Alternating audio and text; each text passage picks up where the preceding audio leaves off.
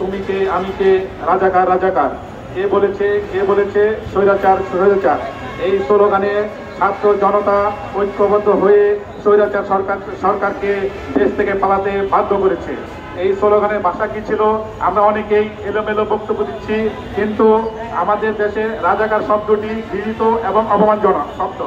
তাই ছাত্র জনতার ভাষা ছিল আমি রাজাকার নই, আমি 24 সালের মুক্তিযোদ্ধা।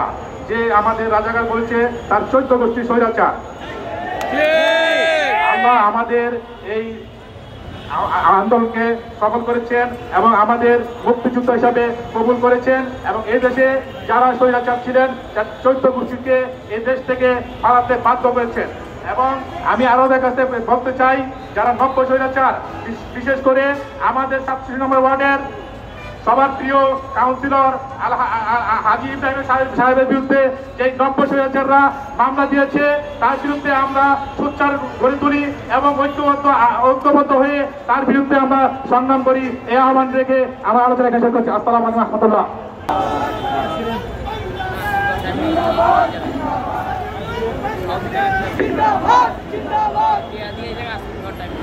نحمده ونصلي على رسوله الكريم أما بعد اللهم صل على محمد وعلى آله وصحابه وبارك وسلم।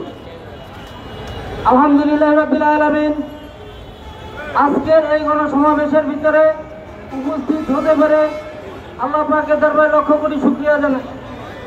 সম্মানিত সাথী ও বন্ধুগণ, আপনারা জানেন আমাদের মঞ্চে ইতিপূর্বে ঢাকা মহানগর দক্ষিণের সংগ্রামী সেক্রেটারি বাগরি পুরুষ রাজপথের লড়াকু সৈনিক আমাদের ডাক্তার শহীদুল ইসলাম উপস্থিত আছেন এবং সাংগঠনিক সম্পাদক কে এম শরীয়তুল্লাহ সাহেব উপস্থিত আছেন। আজকের আমাদের সভাপতি হচ্ছেন আলামিন মুন্সি এবং তৌহিদ জনতা। সকলকে আন্তরিক মোবারকবাদ জানাই।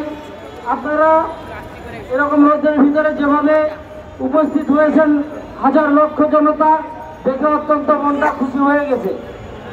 আপনারা জানেন যে এই জাতি বাঙালি জাতি, ঐতিহাসিক জাতি, এরা ইয়া আইবের বিরুদ্ধে অন্যায় অত্যাচার জুলুম সহ্য করেন নাই। 5ই আগস্টে এরা সহ্য করে নাই।